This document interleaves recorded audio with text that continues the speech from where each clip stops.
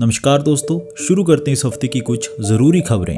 1 फरवरी को president Donald Trump ने कहा कि वो इलीगल माइग्रेशन और ड्रग्स को रोकने के लिए कनाडा और मेक्सिको के सभी इंपोर्ट्स पर 25% एडिशनल टैरिफ लगाएंगे और अनफेयर ट्रेड प्रैक्टिसेस की वजह से चाइनीज इंपोर्ट्स पर 10% एडिशनल टैरिफ लगाएंगे। वैसे तो इन देशों के ऊपर ये टैरिफ 4 फरवरी को लगाए जाने वाले थे, लेकिन उससे पहले मेक्सिको और कनाडा ने डोनाल्ड ट्रंप के साथ बातचीत की, जिसके बाद इनके ऊपर लगाए जाने वाले टैरिफ्स को 1 मंथ के लिए पोस्टपोन कर दिया गया। अमेरिका के द्वारा अपने ऊपर लगाए जाने वाले टैरिफ्स को रोकने के लिए मेक्सिको ने कहा है कि वो इलीगल माइग्रेशन को रोकने के लिए अमेरिका के साथ उनकी जो बॉर्डर शेयर होती है वहां पर 10,000 सोल्जर्स को डिप्लॉय करेंगे। और इसी तरह कनाडा ने भी कहा है कि वो ड्रग्स को रोकने के लिए अपनी बॉर्डर सिक्योरिटी को इंक्रीज करेंगे। अब बात करते हैं चाइना के बारे में, जो कि काफी ज्यादा जिद्दी है। चाइना ने डोनाल्ड ट्रंप के साथ कोई भी बातचीत नहीं की और 4 फरवरी को अमेरिका ने चाइनीज इंपोर्ट्स पर टैरिफ लगा दिए। और इसके रिस्पॉन्स में चाइना ने अनाउंस किया कि वो 10 फरवरी से अमेरिकन कोल और एलपीजी गैस पर 15% टैरिफ लगाएंगे और American crude oil, agriculture machinery और लार्ज इंजन कार्स पर 10% टैरिफ लगाएंगे। इसके अलावा चाइना ने कुछ क्रिटिकल मिनरल्स पर एक्सपोर्ट कंट्रोल भी इंप्लीमेंट किए हैं और 2 अमेरिकन कंपनीज को अपनी अनरिलायबल एंटाइटी लिस्ट में ऐड कर दिया है। लेकिन अभी ये क्रिटिकल मिनरल क्या होते हैं, अमेरिका के लिए इनकी इंपॉर्टेंस क्या है, इसके लिए मैं पहले से एक डिटेल्ड वीडियो बना चुका हूं, जिसको आप बाद में देख लेना।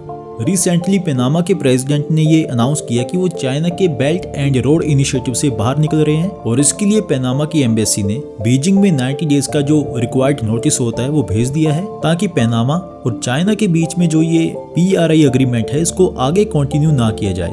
लेकिन अब इनके इस डिसीजन के पीछे मेन रीजन क्या था?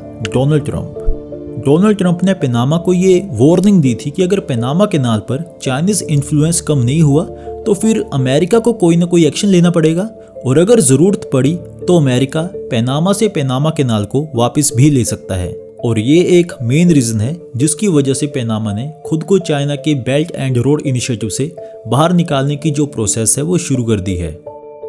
3 फरवरी को राहुल गांधी जी ने लोकसभा में मोदी गवर्नमेंट को टारगेट करते हुए कहा कि जो मेक इन इंडिया इनिशिएटिव है ये काफी अच्छा आइडिया था, लेकिन प्राइम मिनिस्टर मोदी जी इसको सक्सेसफुल बनाने में कामयाब नहीं हो पाए। इन्होंने खास तौर पर इंडिया के मैन्युफैक्चरिंग सेक्टर को टारगेट किया और कहा कि 2014 में मैन्युफैक्चरिंग सेक्टर टोटल GDP का 15.3% हिस्सा था, जो कि 2025 में कम होकर 12.5% तक आ चुका है। जब मोदी जी ने 2014 में मेक इन इंडिया इनिशिएटिव को लॉन्च किया था तो उस टाइम ये एम रखा गया था कि 2022 तक इंडिया की GDP में मैन्युफैक्चरिंग सेक्टर के कंट्रीब्यूशन को 25% तक ले जाया जाएगा, जो कि 2014 में 15.3% था।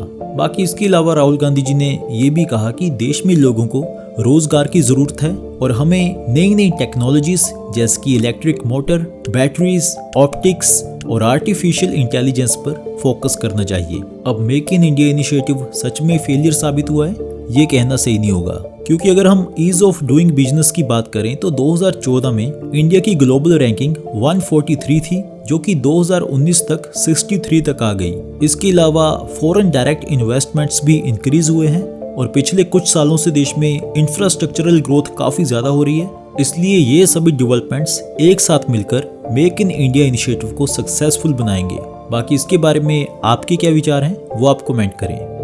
5 फरवरी को अमेरिका ने 104 इलीगल इंडियन माइग्रेंट्स को अपने मिलिट्री प्लेन में वापस इंडिया भेज दिया, क्योंकि अमेरिका में डोनाल्ड ट्रंप इलीगल इमिग्रेशन के अगेंस्ट काफी स्ट्रिक्ट एक्शन ले रहे हैं। जिन इंडियंस को अमेरिका से वापस इंडिया भेजा गया उन्होंने बताया कि फ्लाइट के दौरान उनके हाथ पैर बांधे हुए थे और उनके साथ काफी बुरा ट्रीटमेंट किया गया। ਨਾਲ ਸਾਨੂੰ ਕਹਿੰਦੇ ਕਿ ਕੈਂਪ ਲੈ ਕੇ ਚੱਲੇ ਤੁਹਾਨੂੰ ਤੇ ਉਹਨਾਂ ਨੇ ਸਾਡੇ ਹੱਥ ਕੜੀਆਂ ਲਾਤੀਆਂ ਪੈਰਾਂ ਨੂੰ ਵੀ ਤੇ ਹੱਥਾਂ ਨੂੰ ਤੇ ਸਾਨੂੰ ਬੱਸ 'ਚ ਬਿਠਾ ਕੇ ਤੇ 에어ਪੋਰਟ ਲੈ ਗਏ ਤੇ 에어ਪੋर्ट ਤੋਂ ਬਿਠਾ ਕੇ ਸਿੱਧਾ ਹੀ ਫਿਰ ਸਾਨੂੰ जिस तरीके से इंडियंस को वापस भेजा गया, यानी कि हाथ पैर बांधकर, उसको लेकर ऑपोजिशन पार्टीज ने मोदी गवर्नमेंट को भी काफी क्रिटिसाइज किया और इसके रिस्पॉन्स में जयशंकर जी ने कहा कि वो इसके बारे में अमेरिका से बात करेंगे कि जिनको वो डिपोर्ट कर रहे हैं उनके साथ मिसबिहेव ना किया जाए। 3 फरवरी को राहुल गांधी ने लोकसभा में मोदी गवर्नमेंट को टारगेट करते हुए कहा कि इंडियन आर्मी के चीफ जनरल ने ये खुद माना है कि चाइनीज फोर्सेस इंडिया की टेरिटरी में है और साथ ही में राहुल गांधी ने ये भी कहा कि मोदी गवर्नमेंट लोगों से सच को छुपा रही है और पूरे देश को गुमराह कर रही है। और 2020 में गुलवान क्लैश के बाद भी मोदी जी ने ये भी कहा था कि चाइना के द्वारा इंडियन टेरिटरी में कोई भी इन्फिल्ट्रेशन नहीं की गई है, लेकिन जो ग्राउंड रियलिटी है वो बिल्कुल अलग है। राहुल गांधी की ऐसी स्टेटमेंट्स के रिस्पॉन्स में इंडिया के डिफेंस मिनिस्टर राजनाथ सिंह ने कहा कि राहुल गांधी जो बोल रहे हैं वो सब झूठ है और ये सिर्फ कांग्रेस की एक पॉलिटिकल स्ट्रेटजी है। और राहुल गांधी ने आर्मी चीफ की जो स्टेटमेंट थी उसको चेंज करके अपने हिसाब से बताया है। और साथ ही में इन्होंने ये भी कहा कि राहुल गांधी को ये याद रखना चाहिए कि अगर भारत की टेरिटरी चाइना के कब्जे में गई है तो वो 1962 की वॉर के दौरान गई है और उस टाइम पर देश में कांग्रेस की गवर्नमेंट थी। इस हफ्ते डोनाल्ड ट्रंप ने इजराइल के प्राइम मिनिस्टर के साथ एक ज्वाइंट प्रेस कॉन्फ्रेंस करते हुए ये अनाउंस किया कि अमेरिका गाजा स्ट्रिप को टेक ओवर करेगा और गाजा की डेवलपमेंट करेगा। डोनाल्ड ट्रंप का ये प्लान है कि वो गाजा को रीबिल्ड करके एक ऐसी जगह बनाएंगे जहां पर हजारों जॉब्स क्रिएट होंगी और इकोनॉमिक डेवलपमेंट होगी। इजराइल के डिफेंस मिनिस्टर ने ट्रंप के इस प्लान को सपोर्ट किया और अपनी आर्मी को इंस्ट्रक्शंस दिए कि वो गाजा रेजिडेंट्स के रीसेटलमेंट के प्लान तैयार करें।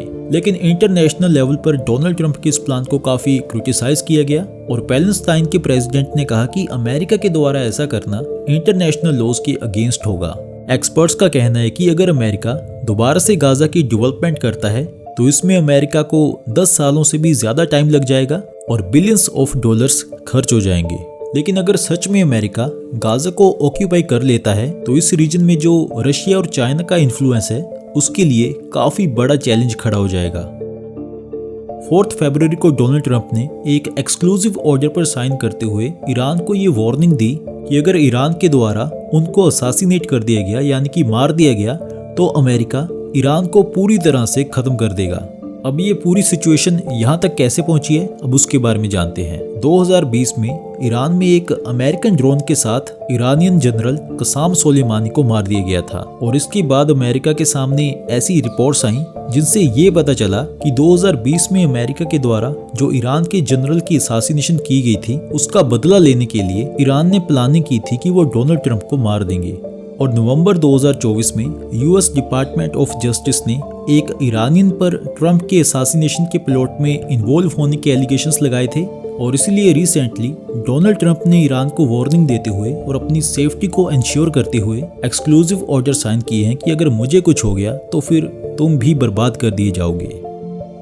रिसेंटली शेख हसीना ने इंडिया से एक ऑनलाइन स्पीच दी थी जिसमें इन्होंने बांग्लादेश की इंटरिम गवर्नमेंट को इलीगल बताया था और साथ में इन्होंने अपने सपोर्टर्स को कहा था कि वो बांग्लादेश में जो उनकी अभी गवर्नमेंट है उसके खिलाफ प्रोटेस्ट करें। लेकिन इनकी उस स्पीच के बाद बांग्लादेश के ढाका में काफी बड़ा प्रोटेस्ट हुआ। लोगों ने शेख हसीना के जो फादर थे यानी कि शेख मुजीबुर रहमान उनके घर को तोड़ दिया और वहां पर आग लगा दी। अब शेख मुजीबुर रहमान के जिस घर को तोड़ा गया है वो बांग्लादेश की हिस्ट्री में काफी इम्पोर्टेंट था क्योंकि शेख मुजीबुर रहमान ने जब 1971 में बांग्लादेश के आज़ाद होने की घोषणा की थी वो यहीं से की थी।